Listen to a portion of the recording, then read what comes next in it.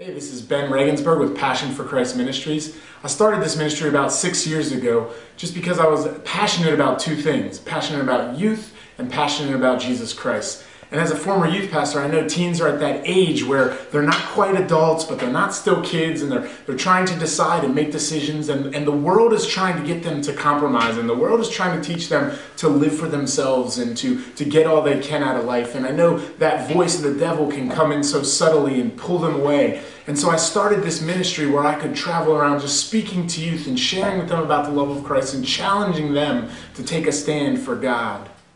Stay up and study for the test, and the guy next to you, his paper is open, and you can see a couple of his answers, and you're not going to cheat too bad and take them all, but you might just take one or two, and what happens is we begin to compromise. We begin to sin and just do one little thing, and it's like taking a step up the ladder. Each time we take a step, we get higher and higher. It's more and more dangerous, like we're going to fall and get hurt, and this is what sin is. It just keeps going and snowballing each time. Maybe you're at school, and everyone's making fun of someone, and everyone's picking on someone, and you don't pick on them, but you don't stand up for them, and you laugh at the jokes, and you kind of stand around and watch it happen and don't help the person, and it's like taking another step each time, more and more dangerous. Each time, if you were to fall, you could get more and more hurt. As a former youth pastor, I would take my kids on camps and retreats and different getaways, and it often I would notice that it seemed like the kids wouldn't really connect with the speaker. They wouldn't feel the passion for God. They would just be excited about the different activities they got to do. And so I was challenged that maybe I could speak to kids on their level, use cultural illustrations that would really catch their attention and would really challenge them in their walk with God on a deeper level. Slow. Not good enough, right? And so what happens is the world tells us that we're ugly, we're broken, we're fat, we're slow, we're not good enough. All these different things as we look at the advertisements and we look at the media and we look at the messages in the songs that we're hearing. And the question that I have for you is, how can you see who it is that God created you to be when this is what you see when you look at the mirror? You can't see who you truly are because all you can see is all these things that say, I don't measure up, I haven't made it, I'm not good enough. And you can't see who it is that God truly created you to be.